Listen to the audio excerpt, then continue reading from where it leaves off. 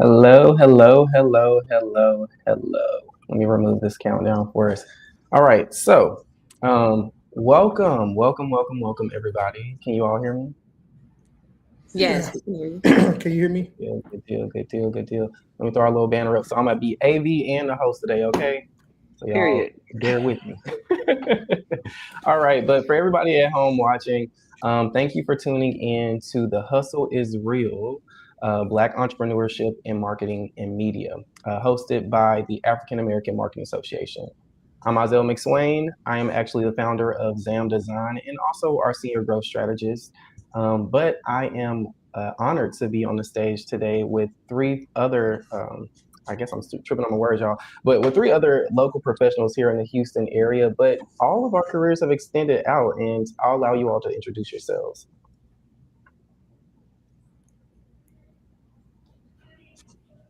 Wait a second. Can y'all hear me? Yeah, we can Yes. hear you. I was just trying to make sure because I was trying to make sure.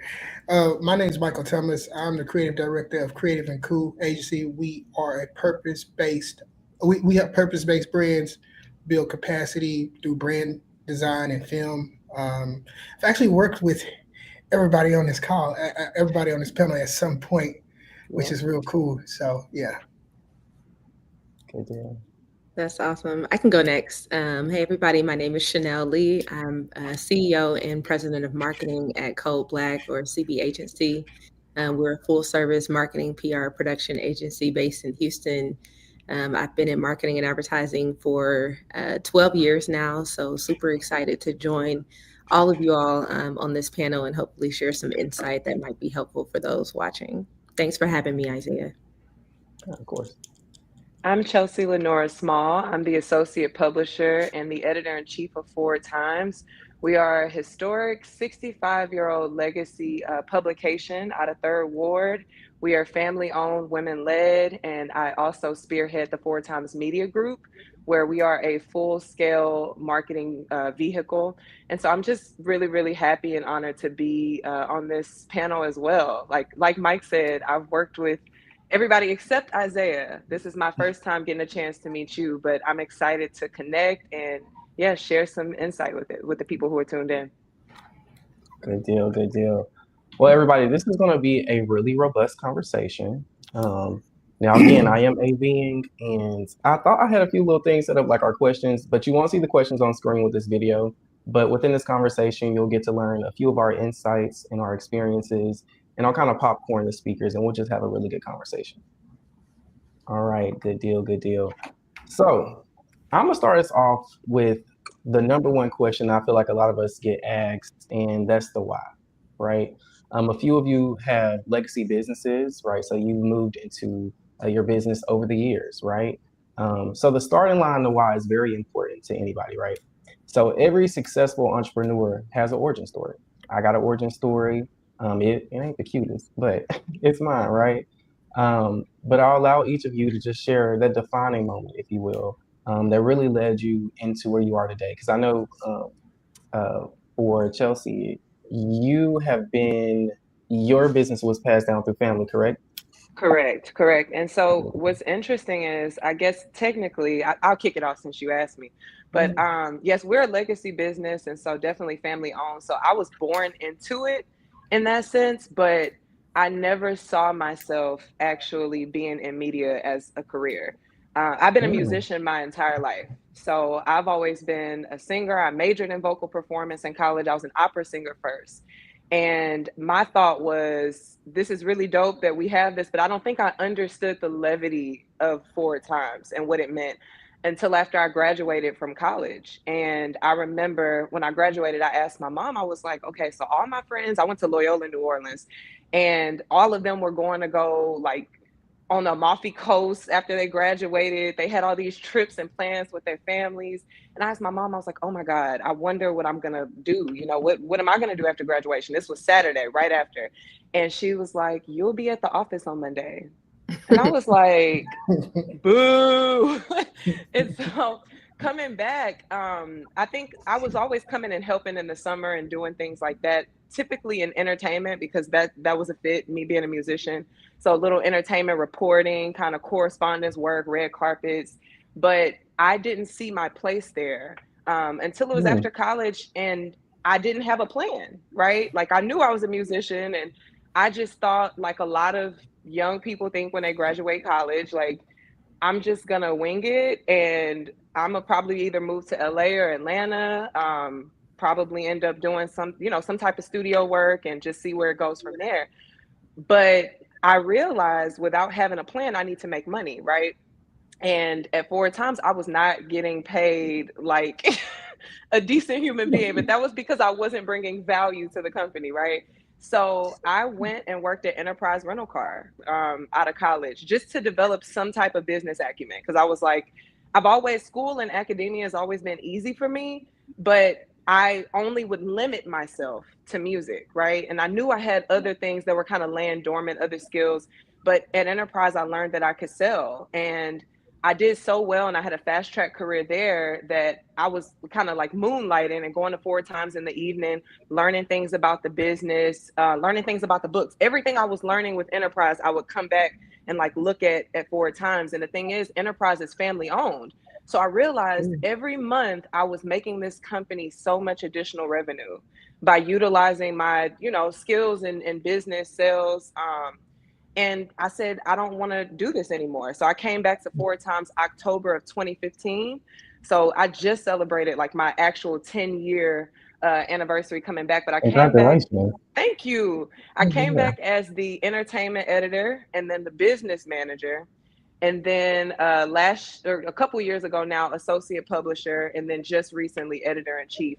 And all that means is that I touch everything in the business at some point. And I think that that's an important thing to do, just Hmm. because you want to know what you need and you want to know how to grow. With Forward Times being a 65-year-old business that my grandfather started, I didn't have the opportunity to meet him or to connect with him on his vision. So I only have the archives, to kind of go through and see what are the best ways for us to pivot and to scale. And to be honest with you, it was me realizing like, okay, I have something unique to give this company, something that I keep trying to separate, which is music and media, but utilizing my connections through music and how I marketed myself and built community. I was able to take that and the sales skills from Enterprise, implement them in the Forward Times, and listen, be the unicorn that I am. Like, Hey, I love that. so I That say all that to say that's kind of yeah. my story condensed. Well, okay, before we get the other speakers to hop in, I want to kind of touch on that a little bit if we can. Because you mentioned not having a business acumen, but growing up in the business, right? So after Hmm. graduation, your mom was like, hey, well, you finna come over here to Forward Times Hmm. versus like, try to go figure it out. So within that matriculation to like the journey for where you are now, right in the middle, Hmm. within building that business acumen, what really sparked you? Like, what really sparked that moment of, oh wait, I can make my connections with music and Forward Times and really bring it into house? Like, what was that thought process? Honestly, it was, I always saw them as separate. And that Mm, was my problem. I would compartmentalize. So I still perform all the time, but people just don't realize that. I perform all the time on the weekends most. And so my point is I was traveling and performing and doing my music campaigns and releases and rollouts. And then I would be like, okay, now I'm putting on my Forward Times hat and then I'm going to do this. It wasn't until I met my husband, Jaron, shout out Jaron if he tuned in. He better be. But it wasn't until we met that he was telling me, like, yo, you have so much more. Like, you are so much more than a musician. You are a whole business powerhouse. And I didn't see mm, myself that way. And it was him telling me, it was one thing he said that was that spark that you mentioned. He told me, I think you're looking at this all wrong. And I was like, what you talking about? And he was like, you're coming and showing up to Forward Times as an employee. You're an owner.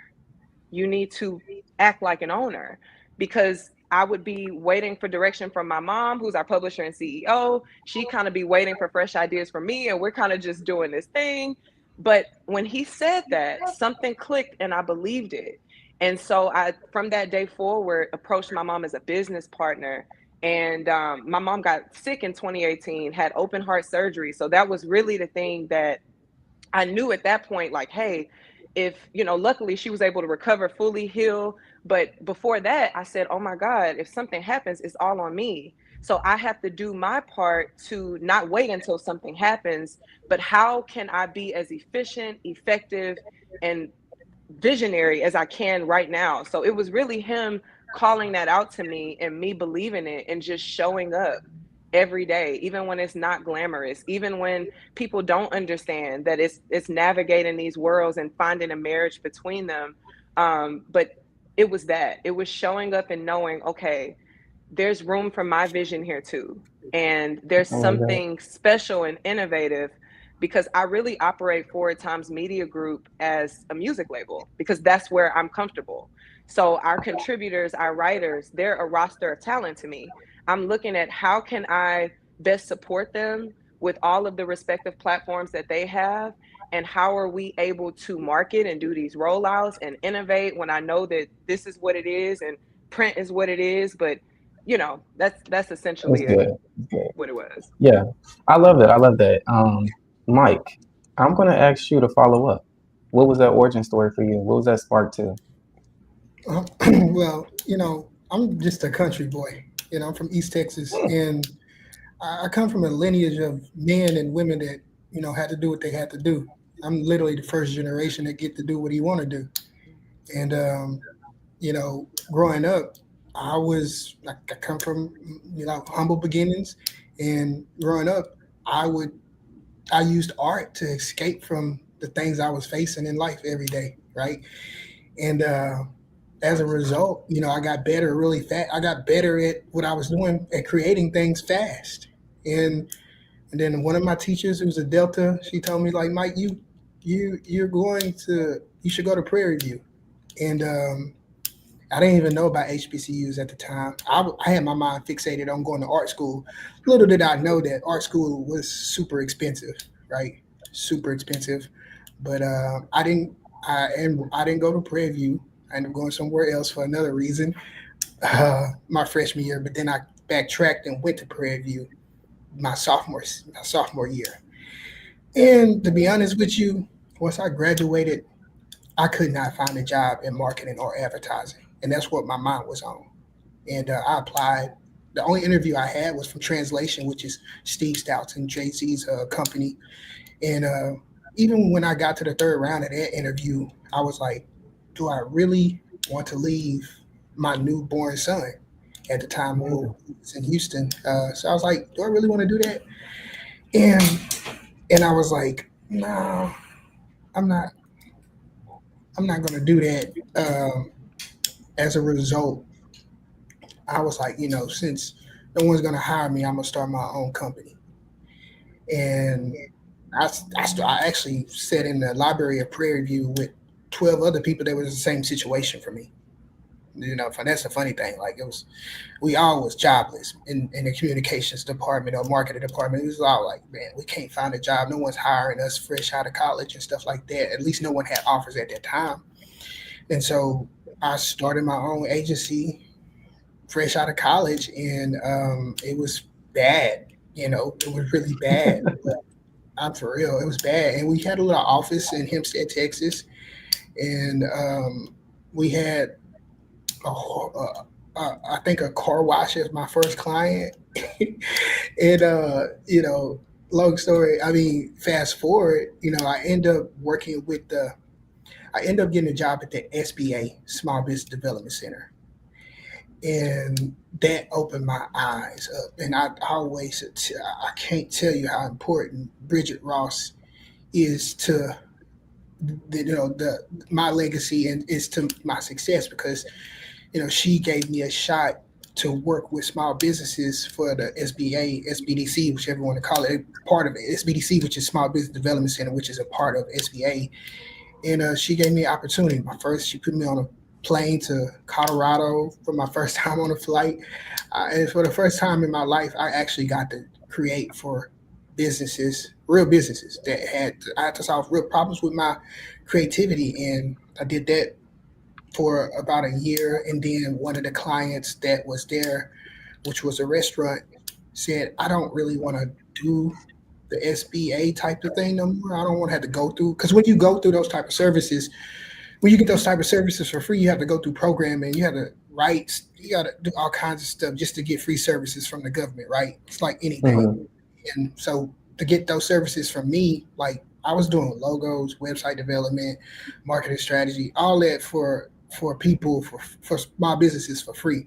And it honestly was a training ground for me because when I was doing it, I got to kind of like work with different types of businesses. Like nothing was the same, and I got to work on the government side, meaning understand like what's coming. Like I knew what was coming to Waller, Texas, and Houston, and all that kind of stuff before a lot of other people because I had to go to Chamber of Commerce meetings and commissioner meetings and stuff like that. But for me, my origin just begins with just not taking no for an answer. Mhm. Like I just left New York like a week ago, and like I talked to a lot of people, and what I wanted for myself was to go to an agency in New York on Madison Avenue, work there for 5 to 10 years, leave with a client like Nike and Gatorade, and then start my agency. Like all of those people that I met in New York did, literally all of them did that, and I didn't have that opportunity. And it is what it is, but that's what I wanted. I decided, and God had a different plan for me. I had to get it out the mud, and it made me better to the point where I just felt so good uh, in New York and around people that just kind of like got it better. They had it better in the beginning than me, which is fine. It is what it is. Everybody has a different path, but nevertheless, that's kind of like where I come from, and that's kind of like why I started. I've always been a creative kid. I just don't. I just didn't really just take no for an answer. To be honest with you, I was like, I was gonna do this with or without somebody. This was always gonna be That's my right. path. I love that. I love that. We got a little similar story. I didn't know that. It's crazy. Um, Chanel. Chanel, right? Yeah, Chanel. Yes. Um, Tell me the I, story.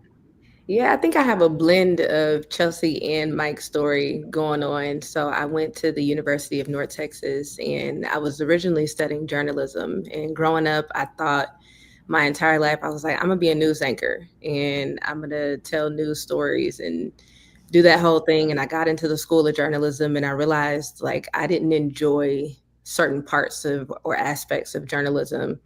And I also, to be honest, didn't like school very much. So I was like, I need to get out of here as quickly as possible because this is not, feeding what I feel my purpose is. And at that time, I didn't even know what my purpose was. And so one day, randomly, a friend of mine invited me to a career fair on campus. And I go to this career fair, and this is while I'm considering like changing majors, don't know what I want to do. I meet this agency at the career fair who's based in Dallas, which is McDonald's marketing agency. And they are like the largest McDonald's agency that focuses on local markets all over the country. So they have a lot of satellite offices, but the headquarters was in Dallas. And so this was my sophomore year of college. And so I met the team that does the marketing for McDonald's at that career fair. And at the time, they were offering internships for credit. And the funny thing was, I was a manager at Chick-fil-A. So I worked at Chick-fil-A from 15 to 21. And at the time that I met the McDonald's marketing team, they were like, well, we can do an internship, but you have to be, I think, a junior or a senior to be able to take the internship for credit class because it's not a paid internship. And so I was like, well, I'll just, keep in touch with y'all over the years. And once I'm eligible to take that class for class credit, then I'll definitely reach out and hopefully, I can apply for an internship. So I kept in touch, over every semester. I would just check in with somebody on the team. Just for anybody listening, if you're in college, like follow up is very important, especially while you are trying to navigate, a ever changing job market. But I followed up every semester. And once I was eligible, I met with my counselor and I was like, hey, am I eligible to take the internship for credit class? This is when I was a junior. And she was like, yeah, you can take it. So I emailed them back and they were like, oh, you got the internship. I didn't apply. I didn't have to do any. They were just like, your diligence as a young person, like the way you followed up over the years, we'd love to offer you this internship. So in accepting that internship, though, I had to quit my manager position at Chick-fil-A because it's conflict of interest. And so Mm. that was very difficult for me because, as a college student managing Chick-fil-A, I was balling. Like, I got free food all I the bet. time, pay well. I'm just like, man, this is really a sacrifice. But I feel like it's something I should do because I don't know what's going to come of it. I don't know what I want to do at this point. I know that I'm kind of Mhm. leaning out of the journalism space. And so I'm going to take the risk. And so I went ahead and left Chick-fil-A after 6 years. I took the internship for credit, ended up teaching swim lessons to make money. And I drove from Denton to Dallas 3 times a week, which, if you know anything about Dallas, that's about an hour each way. So about 2 hours out of my day I spent in the car. I had to change my class schedule, take night classes so that I could, be at work all day. So it was a really big sacrifice, but it set the entire trajectory of my life at this point. From that internship, coming out of college, like, we were sitting at graduation and they were like, looking at this audience, I think I was in a class of like 4,000 people at UNT, and they were like, 10% of y'all have jobs right now. And so everybody sitting around me was like, do you have a job? Do you have a job? And I was like, yeah, I've been working. Like, they hired me full time as soon as my internship ended. And so they just worked with me to, finish school.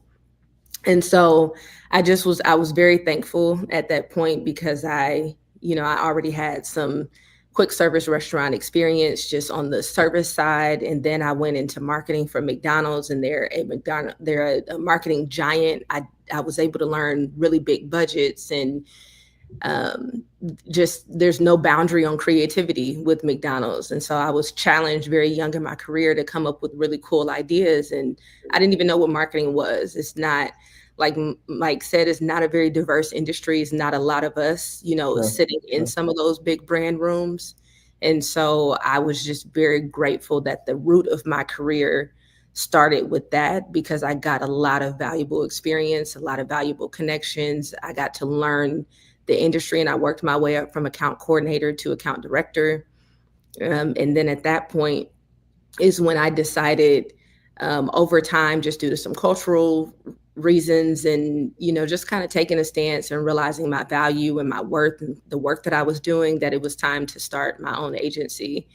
And that happened in the wake of 2020. I didn't get laid off. I got casted for a show on Netflix, actually. And I asked the Yeah. agency that I was working for at the time, this is after I had left McDonald's a year and a half before, I asked them for 60 days to go film in the UK.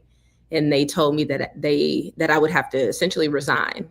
And I was like, okay, well, I just feel like, this should be accommodated. And it wasn't accommodated, after kind of the impact that I made on that account. And so that's really what pushed me to start Code Black after that point. I love that. I love that a lot. And Chanel, I really want to dive a little bit deeper too, because you have a co-founder, right?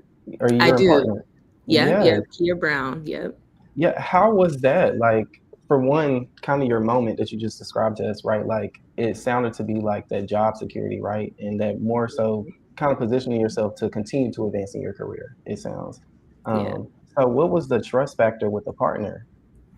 Yeah. So after I left McDonald's, I worked for an agency, and I worked for a really big developer, and did their marketing. And so at this agency is when Kia and I met, and we were on two separate accounts. We had not worked together in any capacity. Um, but like I mentioned, I'll just say this, there were 5 to 7 Black people that worked at the agency, and out of maybe 200 people. And so there was a little community, of us that, Hmm. felt relatable and would, talk and just share experiences and things like that. And Kia and I really connected on kind of some of our future aspirations, and her being more so focused on media, influencer communications. And I'm like, okay, well, I got marketing, advertising, production. Like, why don't we put our two heads together and, come up with a powerhouse of an agency? I think when you're creating a business, especially when you are a creative person or your lane, there's so many other aspects of business that you also forget to consider, like accounting and HR and, just all the things that other people are really great at organizational wise. And so I think over the years, we've learned some of our additional strengths that play into us being able to run the company together. And I think we've found a good balance there. I love that. That's what I really like. And we have a question on here about community too. And all three of you kind of mentioned community a little bit. And so we're gonna probably switch to that next. My origin story is kind of the same. In a sense, it definitely resembles Mike's a bit more. So I am not a country boy, okay? But I do come from a family of people who, had the harder way, as they say. They had to get it out the mud. But for me, I actually started my agency the first time. This is the second time I'm running it in 2020. Yes, during COVID. I was too a college kid with a dream, and I honestly don't know. I had did DECA in junior college. So I went JUCO, then I went to university. So I did Pearl River, then Mississippi State. But within that though, at DECA we competed on accounts and we would have to build marketing campaigns and all the likes. So I found myself a little early on in the space, and to the point mentioned, it is nowhere near diverse. I readily found myself. This is in college before I actually started the agency. I had started to work with a few smaller agencies as a freelancer, because I needed the money. But within that, I found myself doing like email marketing, little graphics and stuff here, kind of like around the sphere. And so I necessarily didn't know what was possible for me, but then I started to feel pigeonholed, right? So with the agencies I was working with at the time, many of them, the pay was extremely low, but the workload was extremely high. And I was in school at the time, and so it was roughly like probably July-ish of September 20, no, July of 2020. I started business this time, September last year. Anywho, it rolled around and I was like, dang, like I'm literally finna graduate. I don't necessarily like where I'm working at this point. And so, mind you, I was just a freelancer, so I didn't have insurance and I had to pay my own little taxes. And so it was just, I didn't feel secure, right? And so I started as design the first go round. To Mike's point, a mess. For any agency owner out there or those aspiring, to Chanel's point, find out your strength areas. And if it ain't HR and it's not accounting, don't go get a C Corp like I did the first time. I made a lot of mistakes. So I owed the tax man. I'll tell my truth. But I paid all that down or whatever the case. And I ended up going to corporate. And so I ended up working at Hearst for a year time. I still had the agency up until 2023.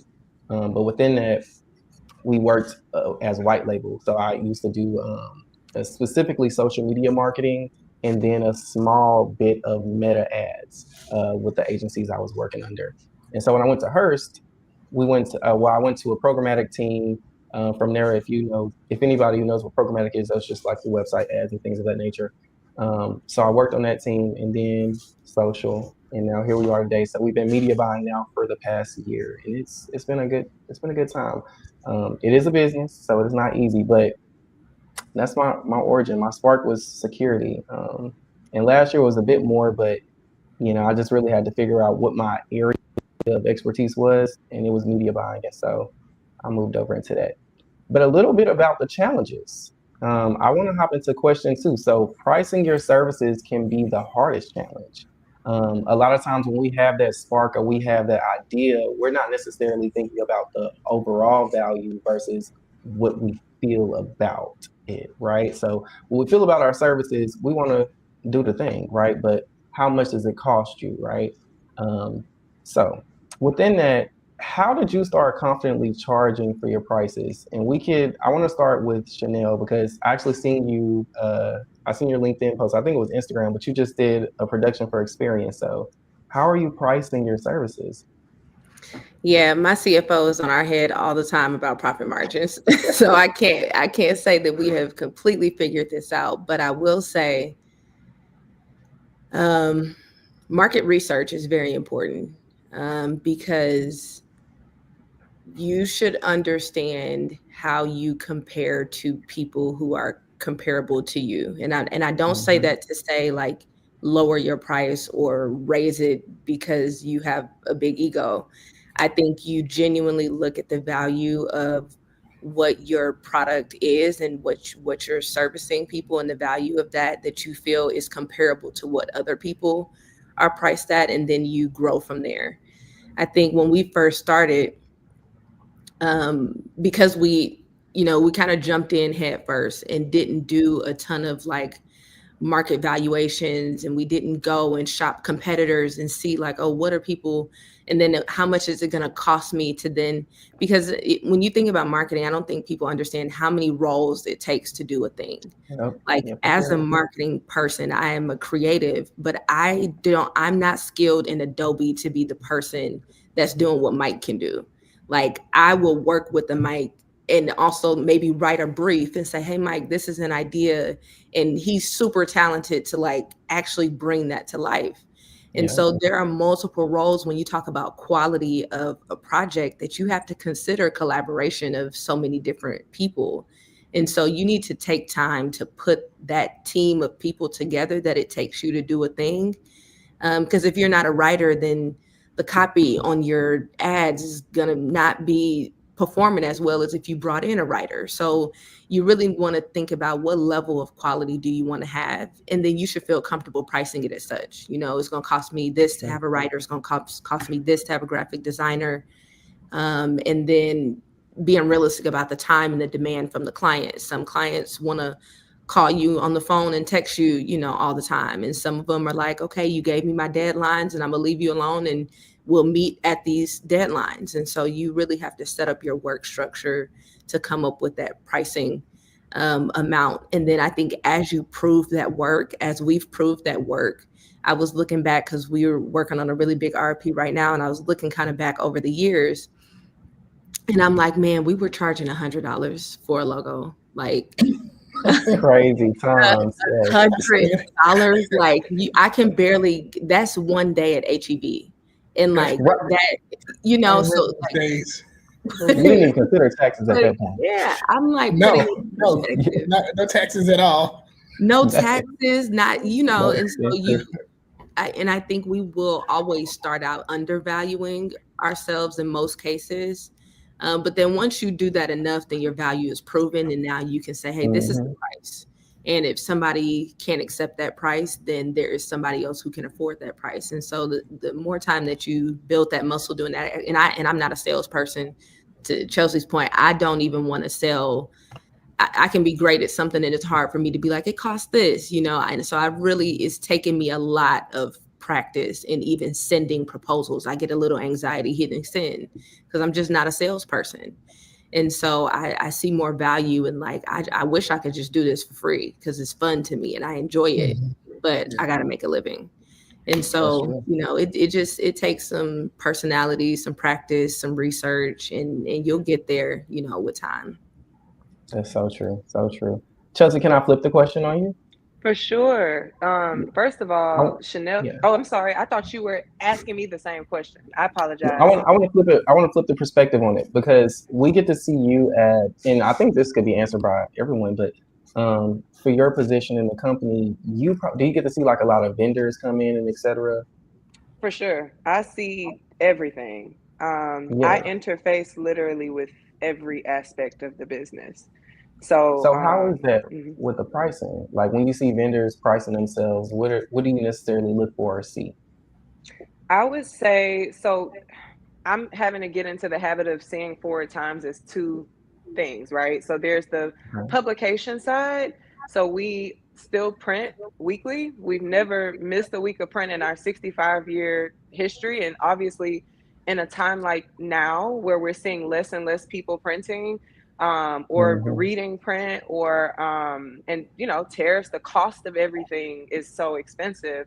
So we've had to really, really hunker down and look at our margins, right? And look at how much is it costing us to produce and how much money are we bringing in, you know, when we're looking at subscriptions. So us and the Chronicle are the only publications in Houston with a mailing permit where we go directly into the homes and businesses of our subscribers. So we have a paid subscriber base. So looking at that, seeing how do we grow that, and then realizing, okay, well, it may, you know, with what the ad load is, then maybe we don't want to produce all of these pages this week. Or what I think it's really knowing the margins. And to answer your question about more so vendors, that kind of comes into place with like the media group side of things. So with the media group side of things, that kind of delves into more visual storytelling, digital marketing, things like that. And so to Chanel's point, a lot of market research, looking at kind of what your competitors and peers are charging, and then looking at, of course, your margins in terms of how much is it going to cost for me to be able to produce this, and Mhm. also looking at I treat other people's money like it's mine. So I try to really squeeze as much as I can out of a budget and be as effective and efficient as possible. So even if somebody comes to me and whether they have a big budget or we're working with a little small budget, I treat that with a lot of care, just in knowing like, okay, and that's how we developed to that point. We partnered with the Greater Houston Black Chamber officially back in May. And that partnership came from obviously the need to know how to community, excuse me, and work together. But it also was, I was having this idea that when we were looking at our rates for digital and print advertising and marketing, I was like, people can't afford this. Like, there are corporations that can, like, we got Mhm. our Comcast, your Google, your Pfizer. Like, there are a lot of companies who do have that budget, or even locally, like a HISD, but there are certain clients, especially when it comes to small businesses, community Yes. businesses, localized businesses, that weren't able to take advantage because they simply couldn't afford it. So what I found myself doing with my team is talking to them and telling them like, hey, you can look at the media kit for a sense of what we offer, but let me customize something for you within your budget. Don't get scared, turned away and scared. But I realized, okay, we have to organize that in some way so that there's, so it's consistent. So with the Mhm. chamber, we developed something called the Black Print, which is an exclusive media menu that's more accessible and affordable, but you have to be a chamber member in order to access that. And the goal is, there are over 120,000 registered Black businesses in Houston alone. And we're Yes. not even talking about unregistered, 120,000 in Houston. So my thought was, where they at? And how can we help to story tell and be that hub that's accessible enough, also be able to kind of give them a step-by-step guide, because most people, they trying to keep their lights on. They're trying to Yeah. feed their families. They don't have time to wrap their head around MetaSuite and how to market their product. They're just trying to keep their head above water and survive. So through Mhm. the Black Print, it's more of a like I said, it's exclusively for the chamber, but it is a premium service with accessible prices, in the sense that when they come in, that comes with a consultation and a strategy session, because we don't want to waste your time and your money. So if you're Yep. coming in and you're telling me, hey, I'm a business consultant and this is what I do, well, we know that we got to story tell this in a way that actually reaches the people, and figure out, who are we talking to. That's another thing. You got to know who you're talking to. So Yes. I definitely think, to Chanel's point, market research, knowing your margins, knowing your audience, and you have to know, to that point of margins, how much it costs you to produce something. Mhm. And if it makes sense to Yep. continue producing at that level, because it's I'm gonna be real with you, like, it's a lot, especially, I feel the weight of the business in a way that excites me and motivates me, but it's also a huge undertaking, in the sense that there are so many aspects to this big machine. And I want to make sure that I'm obviously doing right by the legacy, but we also have to do the things that make the most sense, right? Yeah. So Yeah. that's something that I'm always having to check in on. And it's, even doing internal audits, right? Like, that was something that, coming in to my family business, unfortunately, I'm a third generation publisher, but my grandfather he founded the business in 1960, passed away from a heart attack due to the stress of our Mm. building being bombed by Yeah. HPD in 71. And he passed away 3 weeks later due to stress, passed it on to my grandmother, who was a 29-year-old widow who had worked in the business all the way through. She saw us through to our 50th anniversary in 2010. My mom picked up the mantle because my grandmother unfortunately passed away due to a heart attack. So what I was noticing was, we're doing the work of everybody working within the business, knowing the business, but where's the succession planning to ensure Mhm. that tragedy doesn't strike and it just falls on the next person's shoulders? That Yeah. ain't a good feeling. So in that, it's so important to know your numbers. And that's something that for me, it took a lot of we being real, a lot of Yeah. digging and a lot of uncomfortable Mhm. conversations because the generation Yeah. before us, they don't readily share information. It's like you got to prove to me that I can trust you with this information and that you're going to not only do right by the business, but you're going to do right by me. And Yeah. so it took a lot of intentionality I love really that. to ensure that we're pricing things the right way. I love that. I love that a lot. And you gave me a few points we're gonna dive into. Mike, I want to get you on your pricing strategy, and then we're gonna jump back to some of those points made. Yeah, I think the first thing you always want to ask yourself is like, is the person that you're targeting willing and able to buy your product? And that's a big difference because willing, a lot of people want to buy design and film and all the services that we offer, but are they able to? And you can kind of like, there are metrics, like you said, everybody said, do your research. There are metrics and, demographics and just all kinds of stuff that can like lead you to understanding if this is your audience. So that's the first thing I always tell people because if somebody, I'm not going to waste my time for somebody that's willing but not able to buy my Hmm. product. Just not going to do that in the sales process of it all. Like that's the first step because you do waste your time with people that are willing. A lot of people want great design but not able to Okay. buy great design. And it's not their fault, but it is. I mean, it just is what it is. So I always am like, first of all, are you willing and able to? And like I said, and for me, the big agencies do it, small agencies do it. It's like, look, how much money are you making a year? Like, yeah, how Yeah. much money is your business making a year? And we work with startups all the time. Don't get me wrong, but like when we're doing, we have to be honest and open to understanding like who we targeting first. So that's the thing with me, and that's something that I didn't do in the beginning, but I just learned over the years. Like, let me just figure out who is willing and able to buy my product first, and that's the first step for me. And then after that, it's kind of like a little bit of cost based and value based pricing for me. Because this is the thing, and it's like if you come in too low with some of these brands, they're gonna look at you like, "Do you know what the hell you're doing?" Mhm. And Yeah. if you come in too high, they can just negotiate down. So for me, what I like to do is a little combination of both, value based and cost based. I always start with cost because, like you said, margins, right?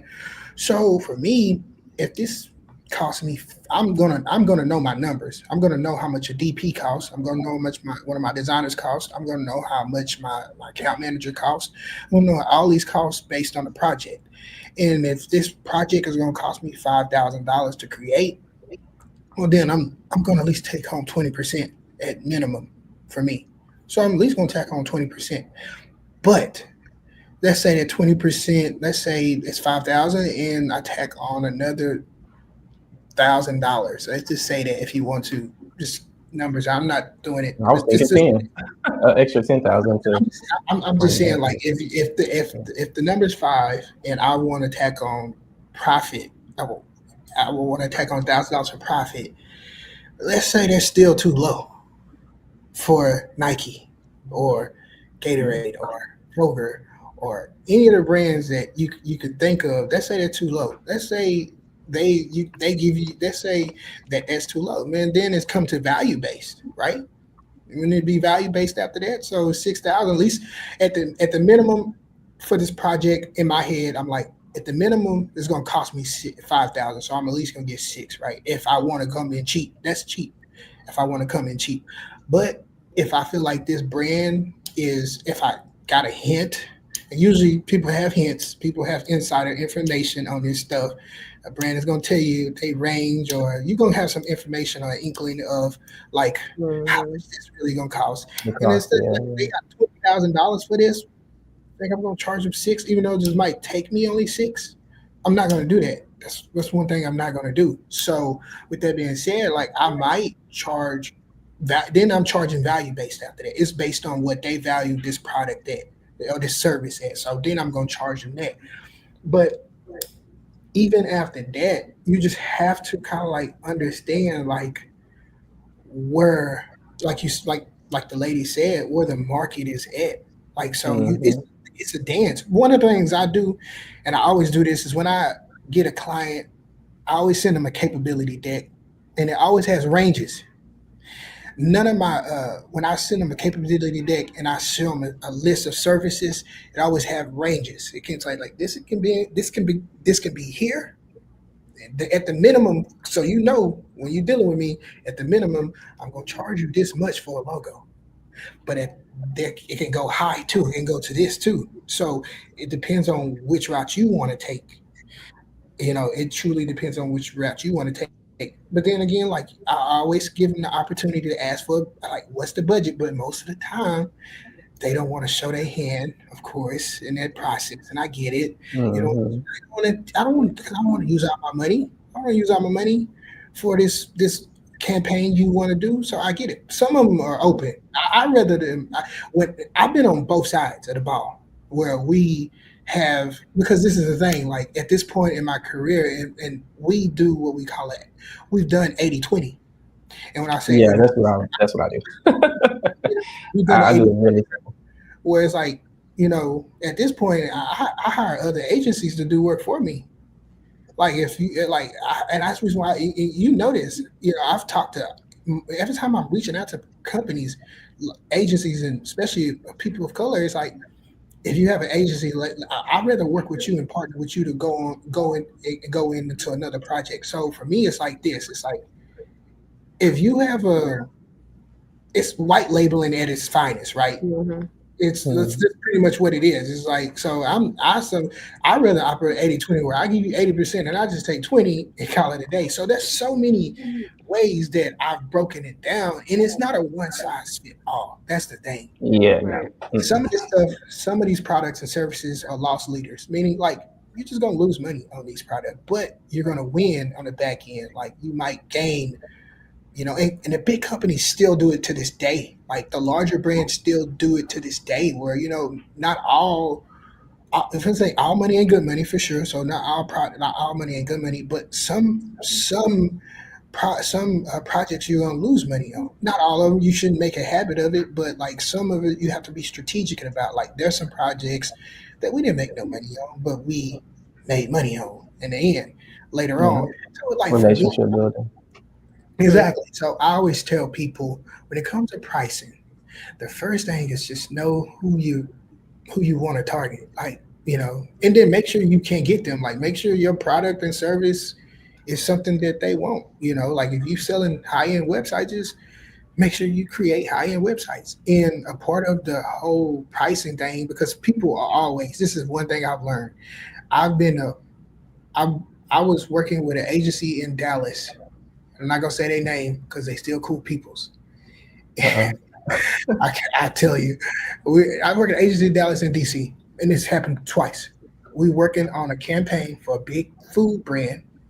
They hired my agency to do the UX design, and they paid us $7,500 to do it just for that week.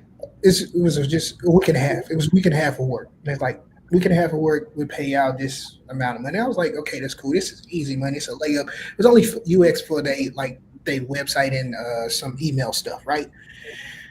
Then I Okay. turned around and they gave me access to their I guess Google Drive link, and it had the contract in there for this particular project, and it was 350.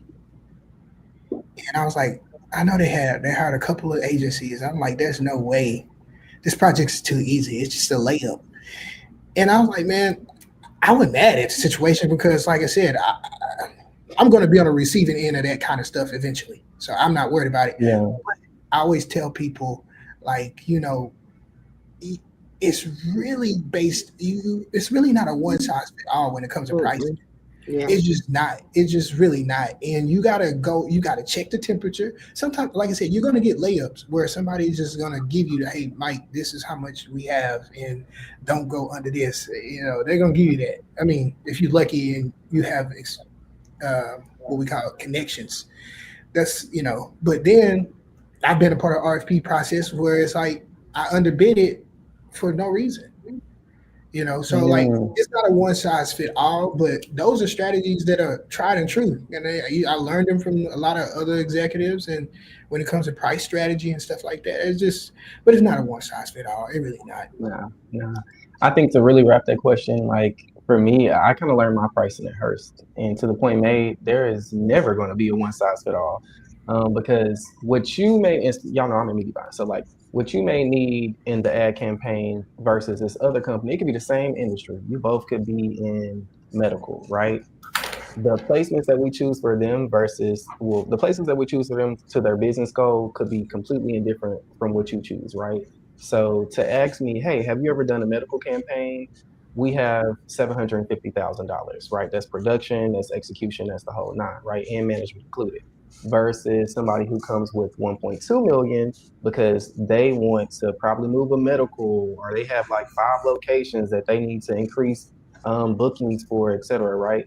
So the goal for me is what will get that end price, right? Because I kind of do cost of service plus my desired take home, and that equals our expense, right? Because the cost of service, at least at Zam Design, like that's our overall expenses, that's the team expense. I try to leave at least 15% of any invoice I get in my business accounts, just because, like, the business has to have money. But that's how we've been doing it. And it's been successful over this past year, but kind of to the points made, like you really have to know your margins and you have to know your value too. There are some media buyers, and we haven't talked about it yet, but in the advertising marketing space, we all know like those are the holding companies. Like you have the holding companies, and they funnel everything down to us, the little guys, right? And so within that, most of the money is in a circle, right? So you just got to figure out what part of the circle you fit in and take your percentage home anyway. Because in the advertising industry, at least, like it's only so many players, right? So your value truly is your mindset and your strategy. Because at some point you can hire the best videographer, you can hire the best copywriter, and you can create the best message, but does it resonate and does it actually work? Becomes a thing. Before we continue, we have a question about RFPs, and let's see. So she says, where are you finding RFPs? There are a lot of resources for government RFPs. Any suggestions on corporate RFPs in addition to just reaching out and building relationships? So we're certified with NGLCC, and I want to say our other certification is with the Diversity Council. Don't get me, for the people at home watching. I got to get all my terminologies together. But how are y'all finding y'all's? Because we get emails basically. Oh, are you finding them? I mean, it's a combination of, being on those lists. Like I remember I was a hub vendor. I'm not no longer. I got to get recertified. You get on those lists. You become vendors with different organizations that send out, like, we do a lot of nonprofit and higher education work. So once you become a vendor, they send out RFPs via email to all their vendors. It's really just vendor lists. I mean, I get an RFP from cities because you on those chambers of commerce. Like it's just pretty much just registering. That's the easiest route to do, is registering on those lists, to be honest with you. And then connections, like the connections, of course, that networking is another thing, but the networking is the most important part, to be honest with you, because I really don't like RFPs. As a matter of fact, I don't really answer them at the most part. I really don't care for them, really, because I've been on the receiving end of them where I knew I got the contract. I already knew it. I don't even know why. And it's disheartening, but like, I'm going to be honest and open about the situation. Like a lot of RFPs, people already know who they're giving it to be honest with you. In a sense, yeah. They already know. And they just got to do, what they call it, show face. They just have to show face and go through the motions of protocols of procurement and all that fancy stuff. But at the end of the day, the relationship is the most important part. They rarely going to give. I mean, I'm not saying it doesn't happen, but your goal is to get on those lists, of course, so you can work them, and build relationships with those people, because that's the most important part of the RFP process. But I mean, there's tons of lists, tons of ways to get on those emails. Find a procurement officer in office. Exactly. Yeah, we've used a system called Brief, BREEF, and on there. One thing I do like about Brief, because I don't check it probably as often as I should, but Brief also does a good job at identifying, because we have won some RFPs off there, so they'll identify projects that come in that they think we would be a great fit for, and then they specifically send us those too. So I like that it's a tech tool and a system that you can log into and you can see kind of what's out there. And it also helps us understand what types of industries are looking for what, because it does give you, RFPs are also good because you get to see the budgets of what people are asking you to do too. And so that is another tool that I use, kind of going back to the pricing situation. It's like, okay, I see that people are asking for these services and they're saying that this should be the budget. And that's helpful too, just kind of as I'm thinking through different projects and opportunities as well. So I really do like Brief as a system outside of just the ones that we randomly get invited to or get invited to through connection. Brief is a good one for sure. Yeah. That's a good one. And we I see also Terrence on my publish a head. lot of RFPs too in forward times, a lot of opportunities, RFP opportunities, minority women business enterprise opportunities, suppliers, things like that. So we publish a lot of those too. And I know Mike mentioned as well, the Greater Houston Black Chamber has RFP opportunities. I know they opened up something for Afro Tech, and it was for people not just in tech, but even folks who may be in food, hospitality, security. They were opening up a lot of opportunities that way as well. But higher education, being on those vendor lists, we're certified across the board, so that helps too. Yeah. Yeah. I agree. I see Terrence Omar says, as a person who does RPs on both sides, it's usually a formality. I experienced that. I have a little RP story from last year, and it's sad because I'll get into current days because they lost their funding. It was a nonprofit. But it was the Out of Hand Theater in Atlanta, Georgia. And so they released the RFP, and I made it all the way into the interview. And so one of the things that was given to me in feedback, and I'll share it publicly, is the formality, right? So like our team build at the time, I started business back September last year. I got that interview like December of last year. So I was still a very small player as I am still today, but I have a team now. But at that point, I was just telling them about, hey, how we can media buy, we can do X, Y, and Z. And then when it got to who can actually help you execute the goal, you had to have a team slide in there. I didn't have a team slide. I just had me, and I had works with other vendors. Still made it to the interview, but they released to me that, hey, we just don't think that you will have the overall capacity to, fulfill our need. So that was what had happened to me recently. And then with like a place, I want to say only it's happens to us. I'll be honest with you. No. I want to say the panel, Out of Hand Theater. This is in Atlanta, Georgia. I'm just saying that because I've seen two-man agencies win large brand projects. What I'm saying that is like it just they trust who they're going to work with, and they don't ask questions. Yeah, you'd be surprised. Now that I agree. But to continue, no. So the interview and panel, I think 3 of them were Black. So it was like 2 women and then 1 man. And they were very friendly. Like they told me exactly why we did not get the RP. They could have just ghosted me, right? But they told us, we just don't believe you have the capacity. And that in itself, it kind of made me go forth. And as you see, I kind of have like 2 team members now, but it kind of made me realize like, hey, even though you know how to media buy, et cetera, you need to have the overall capacity. And I think Chelsea shared the point, or did I say Chelsea has shared the point earlier of capacity in terms of like if you get sick and having a succession plan, and that's kind of what that bled into is, if anything happens to Isaiah, who's going to pick up the emails, who's going to pick up the call outside of our NADN chat, but who's going to really do the work, So that was that. And then I see we have another one from Terrence. He says, for all participants, how do we build an ecosystem to keep our money in our communities? This is a really good one. I'll kind of jab that one because we have one on here about who kind of helped you. I started my business back last year with my first contract being someone who actually served on the board of African American Marketing Association alongside me, right? So she was my first client back into business. Within that though, as I do today, I build community, right? I build with people, and we're gonna be real about it. I'm not thirsty, right? A lot of people go out to people and they only want to work with you for what you can do for them, right? But I'm a community person, I'm a relationship builder, and I feel like for me that keeps me in some conversations. And I also spend my money with the people I know and trust too. Yeah, I just. Oh, go ahead. You can go. I was gonna say I'll speak on this one a little bit because I feel like Code Black is currently at a little bit of a crossroad on this topic. For the last 5 years, we've done a great job at employing teams of people of color, primarily.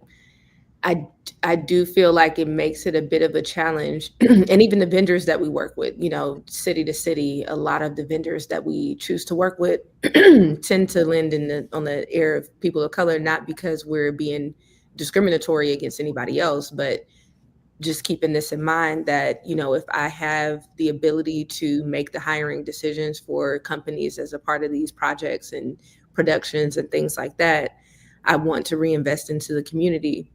But what I feel like I also don't want to happen is that we're coined as the Black agency that can't work on things that are not related to Black people.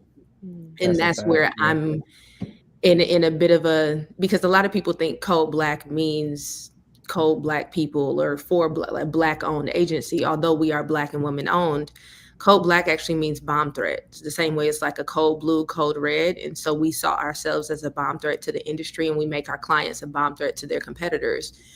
Just because of the sensitivity of bomb and things that have happened over the years, we've moved away from that language. And so I think it's made us present ourselves, or people perceive us as being for Black people and only Black brands. But really, I've wanted to make sure that even no matter what the brand is, we have diverse creative ideas that expand, that we don't, we're our clients can get all kind of different consumers to shop with their brands, or the creativity and the events that we produce are for everybody. And so I teeter the line of being, so Black, quote unquote, that it's limited us to only Black businesses and audiences that work with us, or that they think we can speak to, because we're capable of talking to anybody. And so there's definitely, in my company at least, a sensitivity to making sure that we position ourselves as talented across the board, not just for Black people. And also the reality is that Black owned businesses that are Black owned specifically, they don't necessarily have the budgets to work with bigger agencies or high quality agencies. And so I do offer like consulting services and, smaller more value-based pricing for them, but that is also not necessarily going to help my business grow. So where I need that assistance are on my Black counterparts that work at the corporations that are in the one person in the marketing department to say, hey, we should use this agency, not because they're Black, but because they do great work. And those suggestions then kind of pull us into the larger conversation with some of these bigger brands where we can compete, just like any other company. And I do want to make sure that the team is diverse enough across all categories of people that we're not limited to one. I love that. One of the things that one of the things I've always talked about was this creative ecosystem. And it's very important to me because, and like I said, I had to build something. I had to create my own job, essentially. So it's super important that we do create ecosystems and keep money in our community. But it starts with business. Make no mistake about it. And if we create brands that are scalable, those brands that are scalable hire agencies like us that can help them scale. Then they are able to hire 4 times and advertising 4 times, not at a discounted rate, but at the rate that 4 times is say that at the premium rate. And then people that work in those businesses get to educate and get to create legacies for students and younger people to understand that these careers exist. And that's how you kind of like create this ecosystem where the money never leaves. And the issue that we're having right now is it's at the bottom of it all is that creative education is an issue. Mm-hmm. Mm. I tell people all the time. I mean, this is the reason why I started my nonprofit Good District. It was because like we could not find good designers, good filmmakers that understand the language, that understand the knowledge, and understand strategy at that level that we're trying to do. And we're not going to sacrifice quality for the sake of our Just being. working with We're that's not going to facts. do that. So, at that being said, it's like, how do you create an ecosystem when you don't have the workforce to? You have to have the workforce to have an ecosystem. Like if we noticed that the film industry is coming to Texas. We know it's Yes, it happening. is. No Yep, way yep, yep. around it. If we are not equipped with educating people to understand that these careers exist, how to navigate these careers, how to get in these jobs, how to really be professional, then there's no money in the ecosystem. We can have, and another thing is business. It's like, why do we like the mom and pop stores should not be mom and pop? I have a client right now, and he'll know if he's listening. He has a brand that is fire. I'm not gonna say what type of brand it is. I'll tell you offline if you want to know. But he's in like a 400. He's like in 400. How many Walmart there is? He's in those stores. He does not want to scale, and he knows he's already scaled. You get it? That he don't have a mindset to scale. Like he's not he's not adhering to the principles that his brand is already there. But like it won't. I tell you, it will not grow unless he wants it to grow. So he's really he's in all these stores, but he's in all these stores. He has a scalable brand. Make no mistake about it. He's in all these stores, but he won't do the necessary things like expand his team to his marketing team. He is his marketing team. He's still operating like a solo. You see what I'm saying? It's a And lot of that. A lot of that.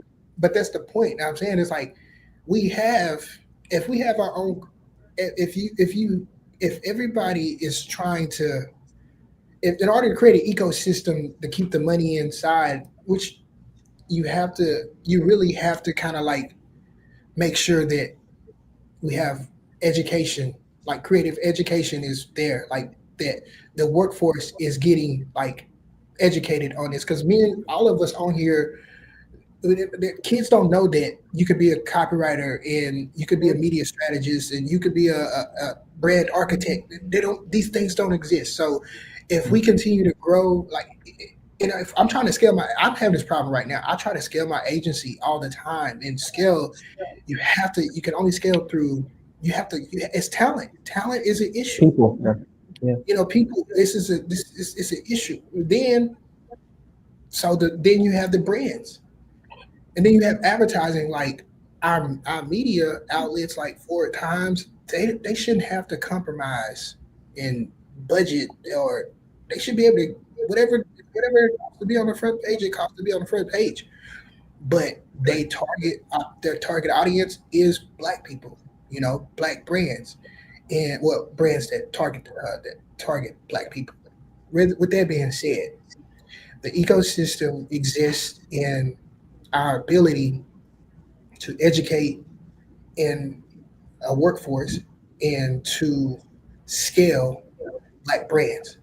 Because I always tell people, like, if we own, if McDowell's really existed, right? If McDowell's really existed, we would be trying to pitch to them. People always, like, with DEI and things like that, people always complaining about DEI or the lack thereof. And I always tell people we really wouldn't need DEI if McDowell's existed, right? Because McDowell's will hire a Black agency. That Black agency hire Black people. Mm-hmm.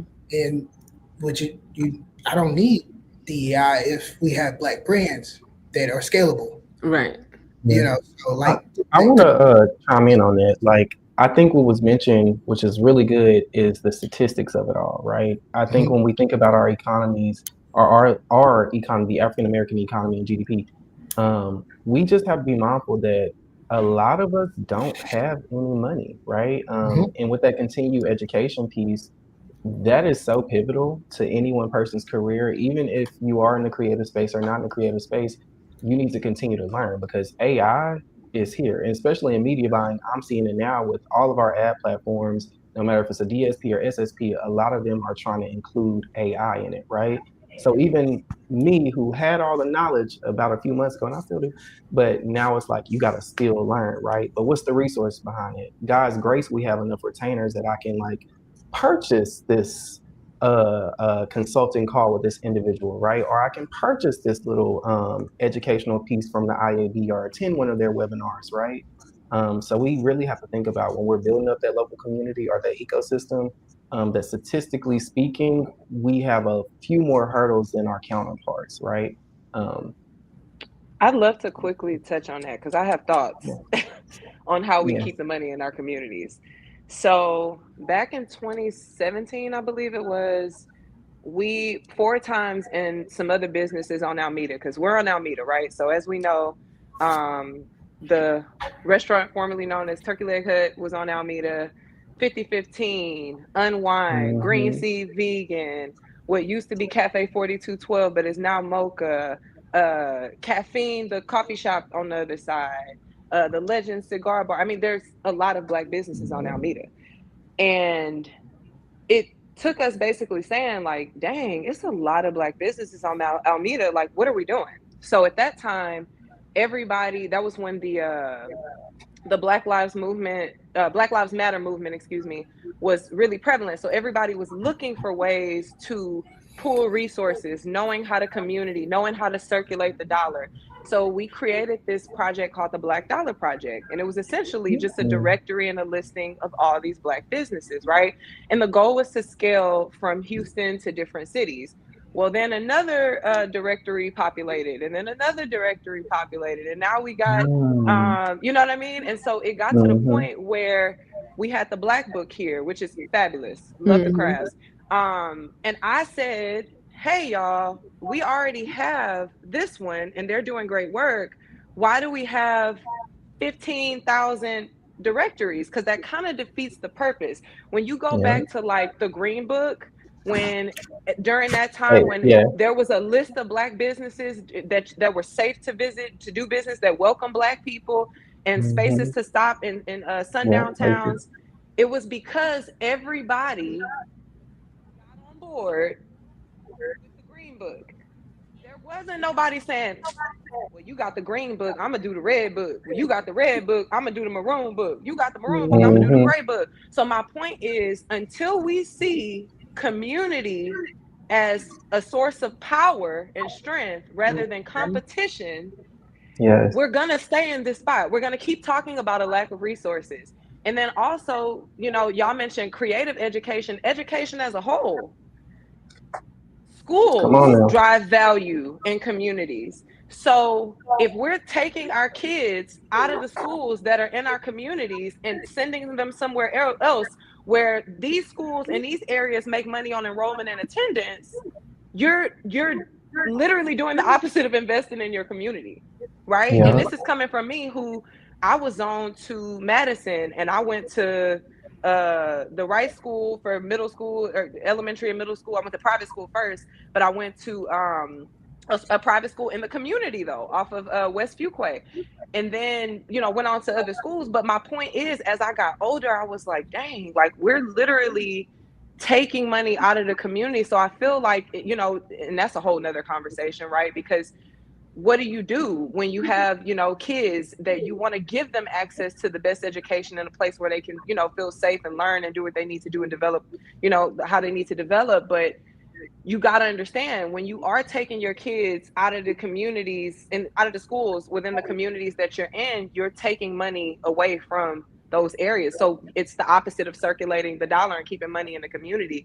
But I stand on the community over competition any day. That's why even with so 4 times is a part of this network called the NNPAs, the National Newspaper Publishers Association. Used to be the National Negro Publishers Association, but it's also known as the Black Press. It's comprised of over 300 Black-owned publications across the country. We meet, like we do these conferences, we do these things, for development, for, you know, teaching people similar to panels that we're doing now, how to best scale their businesses, how to incorporate automation into their businesses now. But I said recently at a conference, like, until we all make the conscious decision, not only to pull our numbers together when it comes to attracting advertising dollars, but when it comes to actually pulling up and not Mm-hmm. seeing each other as competition, you know? And I think that comes from focusing on meeting a need. You know, like I look at, for instance, the Defender. The Defender is a part of that organization as well. The Houston Defender, another historic publication, has been here for like 110 years. I see them as our sister publication. I don't see them as a competitor. The minute I see them as competition, we've already lost. Because the Yeah. fact of the matter is they have access to things and we have access to things that can help one another. So I was, you know, we got honored by the Houston Area Urban League recently, and I was sitting next to the publisher and the CEO of the Defender, Miss Sunny, and I was telling her, like, yo, how can we get together to create some type of conference? I know it's going to be more than us, it's going to take more than us, but how do we instill the importance of Black media and these things together, right? Yeah. Because when Yeah. agencies reach out, just being real, when agencies reach out and they got to fill their Black quota, but they call it something else because of DEI now, the first thing they ask us is, what's the difference between y'all and the Defender? It's the first thing they ask. But I never in any way undercut or underscore the importance and the legacy of the Defender. I say, well, hey, their lane is this, but our lane is this, right?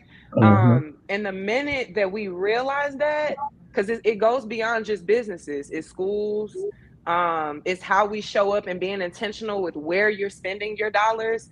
And that was the purpose of us really getting, you know, re-energized with the Greater Houston Black Chamber. We had a relationship with them way before I was thought of. But with the new president and CEO, Dr. Atkins, who is fabulous, we kind of got that conversation going again. And it was more than just how do we do business, you know, in terms of like a B2B with Black businesses, but how do we support them? How can we be a part of this network? So that means that the chamber shouldn't have, you know, a couple hundred members. The chamber should be stacked with Thousands. all I'm gonna be in my 10,000 volunteer registered Black tomorrow. My volunteer businesses. hours. But if there, Yeah. yes, but I'm saying if there are other people, everybody got to stop wanting to be the guy, bro. Like everybody wants to be the guy, and it's like until we realize, all right, the chamber has been doing this for like 90 years. Let's be a member of the chamber and let's just pull our resources here. I know I can fill a need within the chamber instead of let me make my own chamber. I think that's something that as a community we got to get out of, and that's the only Yeah. thing different that other communities do. They just support each other and they're intentional Yeah. about it, and they realize that. And it's not, well, you got a marketing agency and I got a marketing agency, so I'm just not gonna tell you what I'm working on. Nah, like let's pull up and break bread and figure out, okay, well, if you're doing that, I don't need to do that then because I'm doing this. What are some challenges that you're having that I can be able to route some people that may need your services your way, or whatever the case may be? But it's truly community over competition. Okay, I'm done. Well, Nah, real but that's quick, important. I want to add on that real quick because I think the problem is that over the years we felt like we were all competing for the same thing. So just built into the DNA of who we were. If one of us got in the house, we had to do something to get that person out the house to get in the house, and so it's Facts. always been a survival tactic. But I think now that we're in 2025 and we're realizing it's enough for all of us, we're not in survival anymore. We need to be strategic. And so I appreciate your points, Chelsea, because I do think that we need to move out of survival type of mindset into a more strategic type of mindset. And I think that will benefit all of us definitely very well. I love that. I love that so much. And y'all really touched on some points. And we're gonna get to this question, but literally in New Orleans, for example, they're switching from public education to chartered schools, right? And so this is primarily in the wars with us. And first of all, New Orleans is like, I want to say 90% Black anyway. So it's like, it's more of a African American city, if you will. But within that, they're switching up our education. As we know, we can talk about the top, but we won't utilize the space for that part. But as we know, the administration, right, at the federal level is boiling down on our education and our resources, right?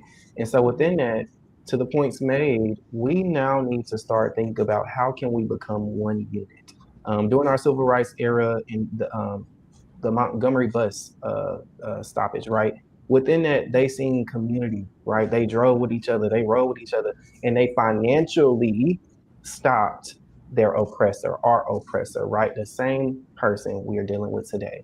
But within that, I want to hop into this question because he asks about cultural awareness and actually teaching it to clients. And I actually want to speak to this with Chanel's point. I have a white client who primarily markets to white women. And we just recently had a photo shoot September 13th, in which we had a black model on set, right? Because now I'm breaking her into the fact of, hey, they can also afford to drink. She never said that they can't afford it. Just over the past 16 years, the brand has existed. This is who primarily has shopped with her, right? They have trust in her jewelry. They understand the quality they shop, right? But now I've been able to have the conversations with her about our financial impact as African Americans. I think we spend like upwards of $2 to $3 trillion a year. I want to say is somewhere in that number range.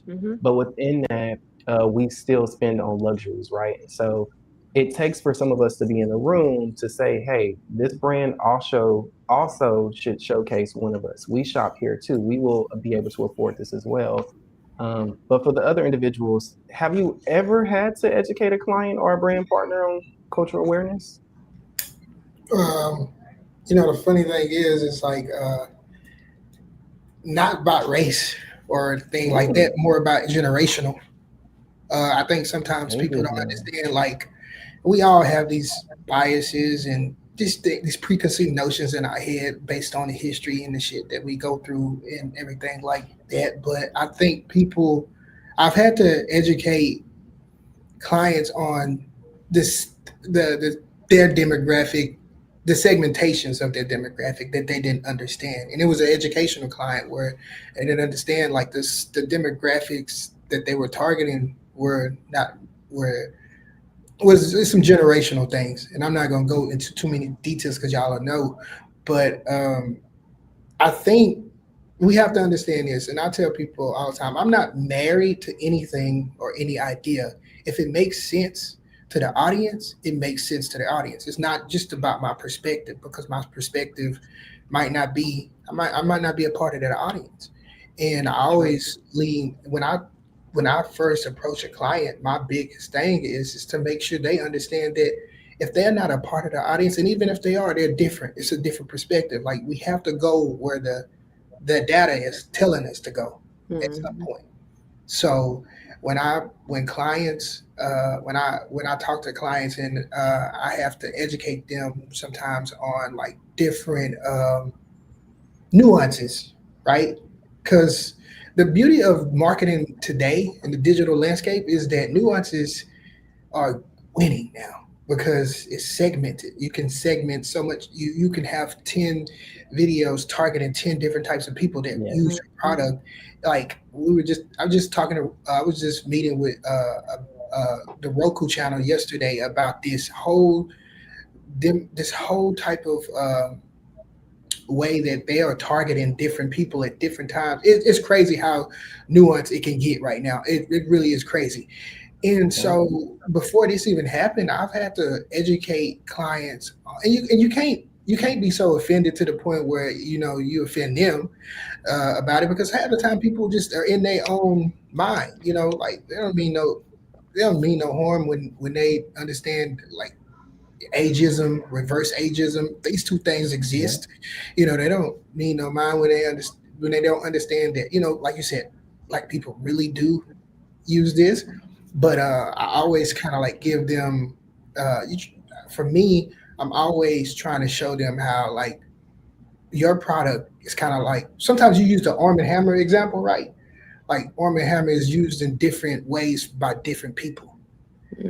And sometimes you have to use that example to like let them know, like, look, your audience there's an audience that's using this in a different way that you don't know. You got to give them proof. Like, one of the brands that I work with is a tire brand, and like there was a bunch of UGC content online that they did not know existed. They did not know people were using, they didn't even know this demographic was using their product the way they were using it. And Mm. they didn't know it. And I had to give them proof. I showed them examples like, look, here's how people are using your product. And this is what they're doing to your stuff too. Like this is how they modified it and things like and like it opened up to the point where when we did the national campaign for them, we broke it, we broke off another sector to target that they never target before. We actually redefined their audience, like to be honest with you, because they didn't understand that. And so sometimes it's just a matter of, but if I would have kind of like came in guns blazing and kind of like how dare you not know that these people exist that are using your product and service? I don't, like I said, I'm not married to it. So I'm not, I don't, it's not my perspective that I'm trying to win over here. Like I just want it. So if you approach it with a way like, look, if you approach it with a way that's understanding, like you're not trying to write them. Some people just trying to, like win the argument. Like some people come into their client relationship, the client trying to win and try to. I think this is the thing. People take expertise to the max sometimes, where it's like, I'm coming in as an expert. So I'm going to teach you some things that you don't know when, like you can't come in at like that hot. You got to be humble enough to like understand, like, I know what I'm talking about, but I know you might not know this sector. So let me just show you that this audience exists and they do use your product. And this is the type of culture that, and they have the right, this is their brand. They have the right to say, well, we're still not going to target that audience. When then you have the right to lose money too, right? And not make no money. So at the end of the day, for me, I always try to, because this can go so many ways. So I always try to like educate them in a way to like give them some analogies. People love analogies. And then also give them data, because people love data. And honestly, at the end of the day, they're just trying to make money. I mean, at least I hope they are. Chanel, I want to hear your perspective on this, especially since you're in an event production space, right? And the experience that the end user can gain isn't necessarily what the data will tell us all the time. So how are you finding yourself explaining that? Yeah, so some of it is data and then some of it is risk taking. So I'll give you 2 examples where a client educated us, and also, I had an opportunity to present a really risk-taking campaign. When I first moved to Houston working for McDonald's, one of the things that they challenged me with when I came here was like, obviously Houston's been in Houston forever. All these McDonald's have been here. And sometimes when you're here for so long, you forget to get an outside perspective of what the place that you live in feels like. And so I came from Michigan, working on the state of Michigan marketing for McDonald's. And they were like, Chanel, with you being new here, we really want you to think about a campaign that feels Houston, just based on you having a fresh perspective. And so the goal was to promote McDonald's breakfast. And they were really highlighting these fresh cracked eggs, like their whole real breakfast campaign. And I was like, I'm hearing a lot of this word trill. Like Houston, this was like 2018. Trill was hot. Like people were saying that it was just like a popping word. And so I just did some research, like what does trill really mean? And it comes to be that trill means true and real. So I got to this campaign idea of like, why don't we have a campaign that says keep breakfast trill?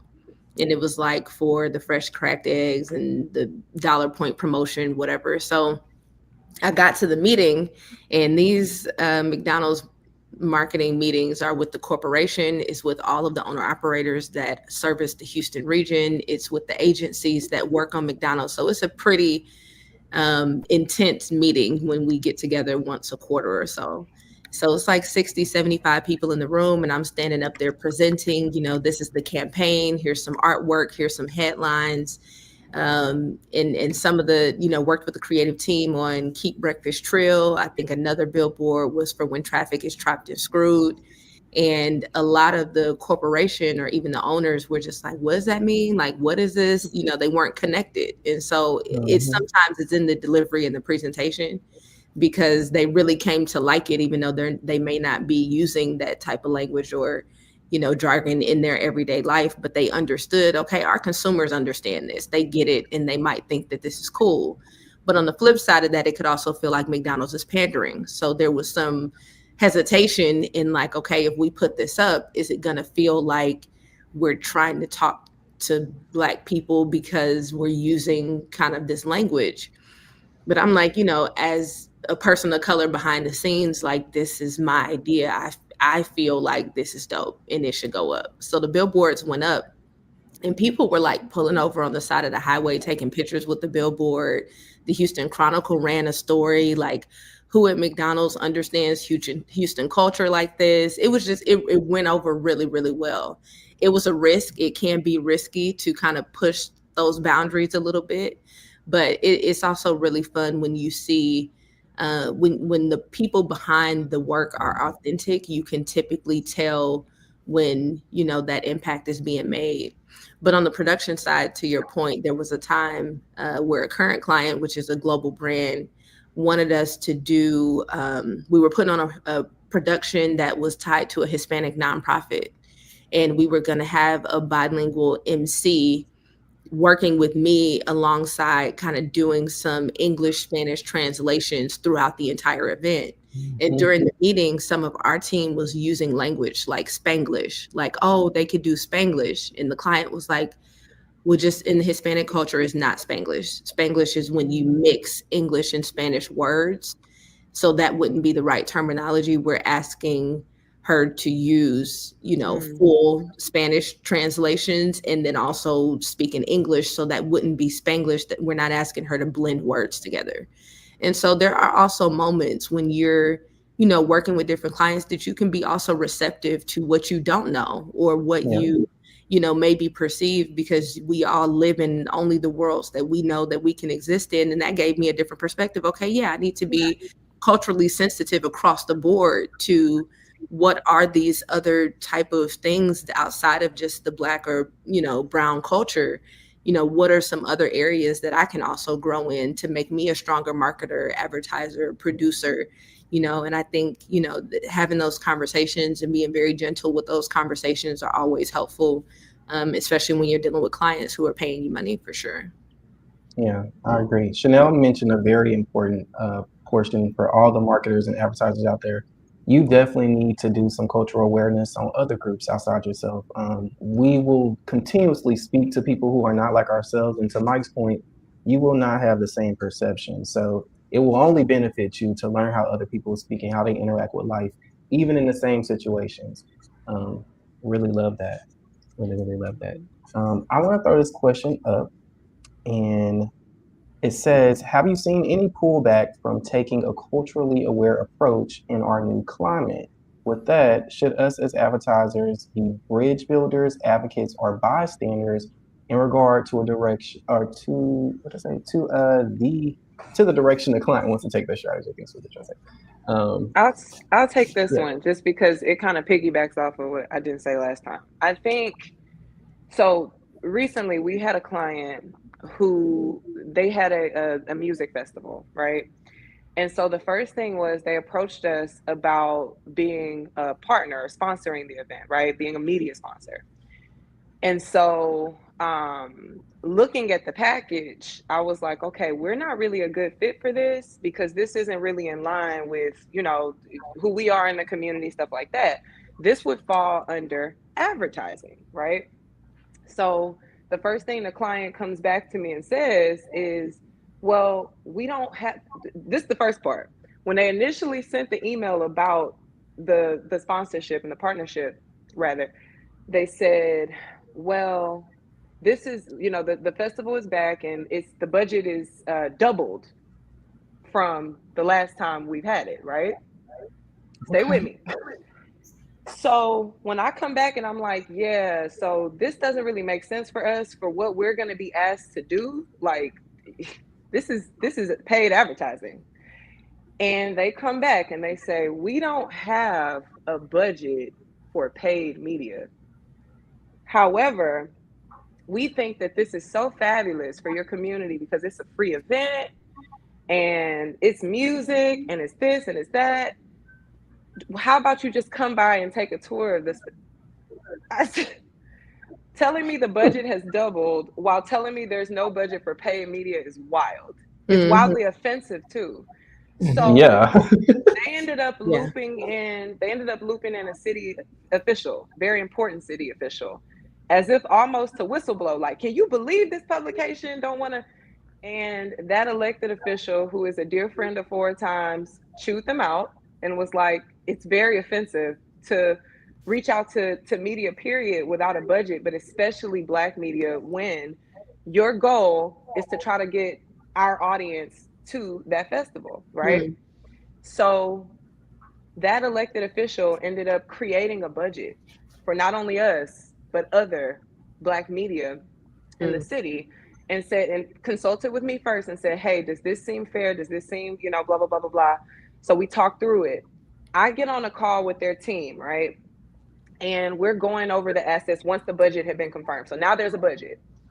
We get on a call and they start telling me like who the talent was at this free festival. And I was like, that is not going to speak to our community. Like, I think that you're expecting us to just pull in. And so this is what they said, and this is where the culturally aware approach comes into play. A lot of people believe that Black people are a monolith. And their thought was, we're trying to attract families, and this is a free event, and they're just gonna come. No, babes, because these bands y'all have ain't it. They're not gonna pull up for that. And I'm just being real with you. So I had to sit on the call and tell them, hold my hand when I tell you this, but all of these assets, they're not gonna do it. So we're unable to really show up in the way that we need to, because none of this is speaking the language of our community, which is not a monolith. However, you're having talent come in from another city that doesn't speak to the community, and you're asking them to show up. Even if it's a free event, their time, their attendance, getting their kids ready, that's an investment. And so what are we doing to properly plan to ensure that this community that you want to target, right, is feeling included? And I had to tell them on the call, it was like 7, 8 of them, and it was just me, because I didn't realize so many of them were pulling up on the call. But I was just like, I know for a fact that in y'all's planning, meetings and your committee meetings, that was an afterthought. And that's a problem, because look at how y'all approached us. Exactly. So I'm going to tell you this. I'm not just going to accept your money and not have what we need to make this make sense, because we have a role and a duty to be a trusted vehicle with our community. And we can't be telling them to pull up to something and that ain't it, Exactly. So, so a lot of times it's like Mike said earlier, all money ain't good money. So it's being able to tell them, hey, we're unable to do what we need to do with this. So we need to go back to the drawing board. But I think a lot of people aren't expecting that, because a lot of, especially publications, I cringe when people call us a newspaper, because, at this point we do more than just that. But when people talk to me, I think they're expecting, I'm just going to send this ad creative and y'all are just going to publish it and you can just, because if it doesn't speak to us, then it's still a reflection. And we still, like I said, have a duty with our community to present them with things that make sense for them to show up. Yeah. I agree. I'll hit on this real quick, because I see that you asked multiple titles. Are we bridge builders, advocates, or bystanders? I definitely think as advertisers, we're always going to be bridge builders. One, because we get to control a lot of representation. So regardless if there's a term, diversity, equity, inclusion, if there's a term around it, we still get to be inclusive without giving it a name. And so I would encourage us all to be bridge builders and make sure that there is representation of not even just ourselves, but just diversity in general across multiple different categories. Because like I said earlier, like, I don't want to limit myself to being that we can only talk to Black people, but I think the more that we show that we can represent multiple people, when you go to an event, it could be, I was at this farmers event in the Heights in Houston, and the DJ played all hip hop that entire event. And it was probably 0.2% Black people at that event. And I'm like, our culture still sits in places that we are not. Yes. And Yes. so whether we're a part of that planning process or it's just happening organically, we have the ability to make sure there's representation across the board and just make sure that we're doing our due diligence with that responsibility, because that's a big responsibility that we carry as the person that gets to put out what people see in the world. And so just being very cautious of that responsibility. I And agree.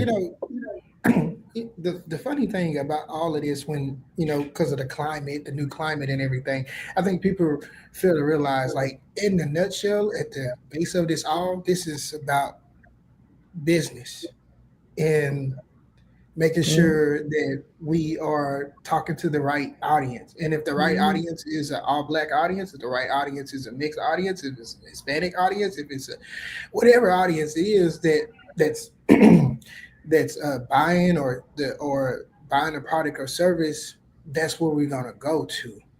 Like, that's what we're gonna create the creative for. That's where we're gonna shoot the ads for it, write the copy for it. And I think people, and I guess in this climate, people like are very, I guess, anxious or nervous or whatever you want to call it about, you know, doing anything Representation almost. that's, just doing anything that has nuances as far as representation in it, like. But if the product and the service is, if that person, if that demographic or that culture is, if that product is a part of that culture, you are going to lose money if you're not doing what you're supposed to do towards that. If you're not marketing towards that audience, if you're not buying media towards that audience, and you have to, like, you can't be so afraid that you lose money. And some people are, though. Some people are losing money because they refuse to add those cultural nuances in their creative, right? And they're Mm. going to lose Yeah. money. It's not going to be there, or going. Mhm. Natural selection is a real thing, and they are going to lose. That's true. They are, because they don't, because you can't be so afraid to the point where you're not doing the right thing. And the right thing when it Mhm. comes to business, it's like this. It's like, if Hispanics are buying my product, it's not a, it's not an issue to target, to create creative toward them. And I think, or to buy media in Hispanic spaces. If black people are creating and using my product or service, I'm going to speak to them. I'm going to story tell toward them. It's just, no matter if, right. It doesn't matter. Like, I just think, like you said, he said, the climate is what, but the climate is going to change. And Mhm. we're not going to forget that stupid business practice that you did. Right. You decided not to add no people of color in your Yeah. advertising Yeah. because you were afraid of the cultural, whatever it is, culture shifts and stuff like that. I mean, and I work with brands of, I have clients of every demographic and brands that targeted mainly, like, a lot of outdoors people, which, when I tell them, like, people doing outdoor stuff, just doing it differently, so, like, for me, it's like, it's about, we don't have to make it, it's a business. It's really what it is. And, like, if people Yeah. get out of their own way and understand that, they'll be all right. They'll be all right. I'll chime in on that quickly, and then I'll wrap us with our last two because we're over time. But I've really enjoyed this panel, and I think, kind of to the point shared, and I think this is our solid answer: is you should be a brand builder, or a bridge builder rather, because within that, case in point, the recent Ralph Lauren advert with Martha's Vineyard, and it was specifically the Morehouse and Spelman students and stuff that they did a jacket for and all this other stuff. So on Threads, it was this big uproar. Some people support the campaign, some people didn't support the campaign, right? And this was as we know, Ralph Lauren's historically a white brand, but everybody wears it, right? And so within that, they wanted to dedicate homage to Black excellence, right? And so the thing on social was, what is Black excellence? And then we had conversations of classism, we had conversations of education that led into classism, and then we went into the generational wealth of some Black families and how they only had access to Martha's Vineyard, and then some families didn't. And so within that, I'm so sure that there were some bridge builders in the room who had all great intentions, and they really wanted to help Ralph Lauren, reach and provide access. Well, we already got access, but provide reach rather to the African American shoppers, right? And Mhm. get them to buy their apparel. This is all dedicated to you, and it backfired, right? So I say that to say, while you do need to be a bridge builder, people are going to perceive the campaign how they perceive it, right? And we've went through cancel culture, got out of cancel culture, but I'm seeing as an advertiser, like at the end of the day, your best bet is just to try to speak to the middle target, right? Speak to that middle person, and if it's a service or a product, if it's a service, talk to the benefit. If it's a product, talk to the use case or the life cycle use case, right? So how they can use it over their lifetime. Little bonus question, and then we're going to wrap with our community question because we are like 50 minutes over time. This question says, how do you all intend to utilize Afrotech now that it is here again? Last year, Terrence invested at the executive badge level, but he didn't see many other creators from Houston in those rooms. I'll tell you how I'm gonna use it. I'm same way I used Black Week when I went to New York a week ago. I came with intention. You got to move with intention from here on out. Like it's you got to move with. You got to have a sense of urgency. And when you, I think people are afraid to. Rejection is one of those things where people are afraid to get rejected. So people go into these spaces, and in this culture now, or digital age right now, where people just feel like they don't have to approach nobody. But when I went to Black Week, and the same thing I did at Black Week, I'm going to do at Afrotech. I'm about to move with intention. I'm about to pass out my cards. I'm about to pass out my brochures. I'm about to meet with people, talk to people. I'm not afraid of any of this stuff. And you got to kind of like do that, because we only I hate to get biblical, we're on this earth for a finite amount of time. We have to kind of like move with a little bit more urgency and initiative. So if you have something on your mind, if you try to build something and you try to create something, if you try to do anything, figure out who is there. Try to get to them, or try to get to somebody near them, or try to get to somebody adjacent to them.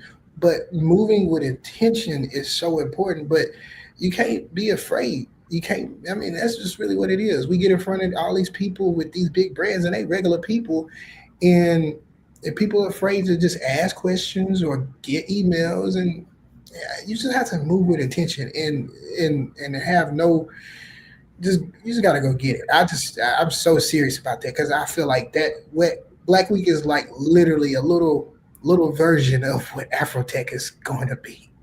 And it's Yeah. a bunch of people, bunch of brands there doing some great stuff. But we all are. We got to connect, and we got to be humble ourselves, and just go out there and just have a plan. And if you have that, then you'll leave with some connections, because you'll leave with what you want Mhm. for sure. Chanel, tell me what you're doing. Yeah, I'll be at Afrotech this year. My focus is going to be really trying to connect with the team at Blavity too about how they are utilizing Black-owned agencies that are based in Houston during Afrotech Week and for production. My agency travels all over the country producing conferences and uh, uh, corporate spaces at conferences. And so I do feel like it's a little bit of a miss that we're in Houston and we don't have a client that we're activating for at Afrotech. Last year, Experian had us produce their reception, and it was for their HR like hiring efforts. That was their goal, and they had so many applicants of great quality that they were like, we don't have enough positions to even throw this event again. And so that was the only reason why I didn't come back again. But that's going to be my goal on the production side, is to connect with brands who, our pricing is definitely going to be more competitive than them working with an agency that they have to fly in and, have in town for 3-4 days because we're based here. So Hmm. my goal is really going to be connecting with brands that want to produce in Houston, and letting them know that there's an agency here that can execute at that level. Chelsea? So we were at Afrotech last year from more of obviously a media coverage type of position. So I've been talking to the team at Afrotech and Blavity this year just about being more intentional about community. And I'm so glad that Chanel touched on that, because our goal this year is to find ways to support the community here. Obviously, this is the second year that Afrotech has been in Houston, and I feel like too many professionals, creatives aren't getting opportunities as it relates to this. So it's almost like this thing is landing here, and there's not a lot of opportunity for those folks that are working in tech and are doing great work and doing great things. So our goal is to kind of serve as a conduit to connect them to those opportunities, as well as to support some of those events that aren't, particularly produced by a big corp. We of course have access to those, but there's so many more intimate homegrown events happening around Afrotech, and we're happy to shine a light on those, because if you're going to come into the community, the work needs to impact the community.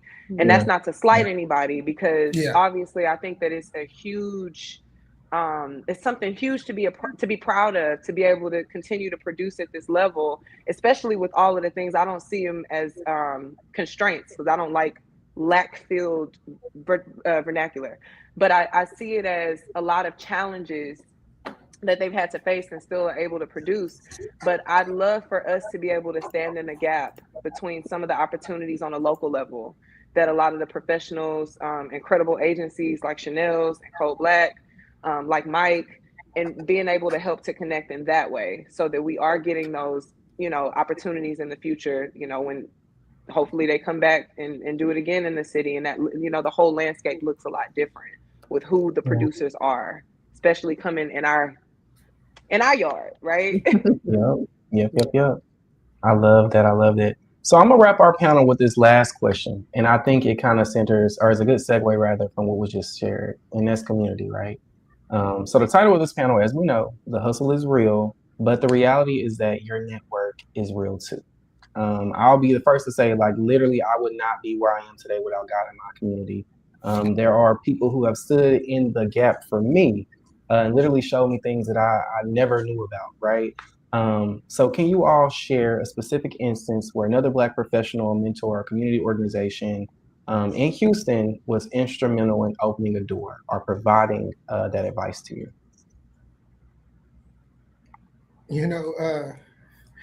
I always go back. I tell people this all the time. I can trace back the growth of my business to Prairie View A&M University.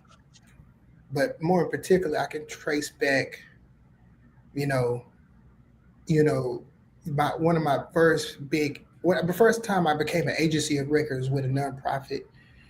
And I'm not gonna say the nonprofit because it is what it is. But the first time I became agency of records through a nonprofit, and I got that connection from Marlon Smith, who was a frat brother of mine. And after I joined Kappa Alpha Psi, and without him, I would have never became agency of record for that nonprofit, and then I would have never expanded into Georgia and to Louisiana and those other programs that were similar to the funding. And it all stems back from Prairie View, though, because when I became to Prairie View, I realized that it was so much great. I know so many people that are doing so many great things at that just in my little 4-year span, and so I always kind of like come back to Marlon Smith, and who's my frat brother, and Miss Ross, who gave me the first job, and just Prairie View, who was the catalyst for all of this, because without them, my first $5,000 check came from a college professor that linked me with Tex Dot, who became another client of mine. Like it all stems from Prairie View. So I'll always have this. I'll always have respect for Prairie View. I always have respect for Marlon, and I always have respect for Bridget Ross, because those are the kind of like people like help jumpstart me and actually start giving me some real money. So that's how that works. Chelsea, tell me. I feel like so many people, when you ask that, pop out in my Yeah. head because I've lived so many lives.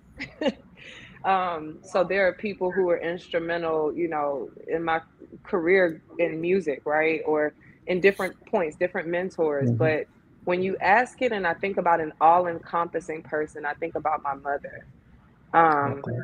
our CEO and publisher, Karen Carter Richards, because this is a family, you know, business, but she really was my first teacher and example of what navigating all of this looked like. Her and my grandmother, my mama, who I'm named after, Lenora Dahl Carter. I watched them navigate not only, you know, I only have a dog, so I'm a dog mother, but they Okay. navigated being single moms, running a publication when people placed doubts on their head.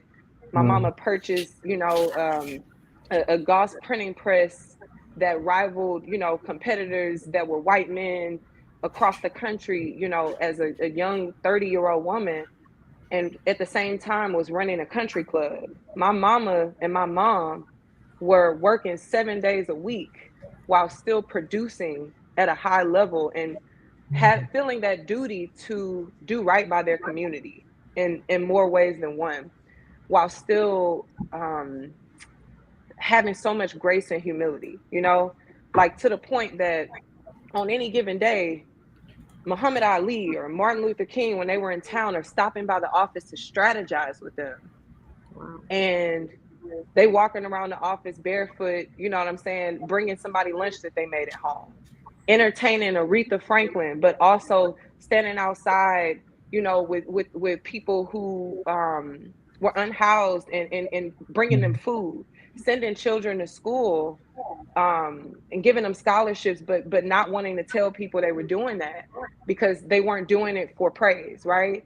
So I stand on the shoulders of those women, and it showed me how possible it is to be more, to not be a monolith, to be more than a this, to be more than a that, while still keeping at the center of what I do community, you know? So I think about them when I think about the hustle and the purpose of it all. And yeah, and because I didn't have Mhm. a trajectory like many people. And if I'm honest, and if I can impart one last thing to the people who are watching, it's that you are enough, and imposter syndrome is not a real thing. I know with me, I would be in spaces where, I mean, I performed on some of the biggest stages. So I would be in those spaces and I would feel like, what am I doing here when I'm about to be literally doing production for the paper tomorrow? Or what am I doing in this room with these giants in media when I'm about to have a studio session tonight? I always felt before this sense of not belonging, like not being one or the other, but that's your superpower. And I didn't realize that until I really, really assessed the women who molded me, who shaped me, who showed me that it's possible to do more. But as long as your purpose and your why is rooted in something bigger than yourself, you gonna forever be able to do it all. You'll forever be able to navigate all of it. So I would definitely say, yeah, my mom and my grandmother, because it took a village with me to raise me. It took an entire village of people to come together and you know make me the person that I am today. So It's beautiful. I love it. Chanel. Yeah, that was amazing.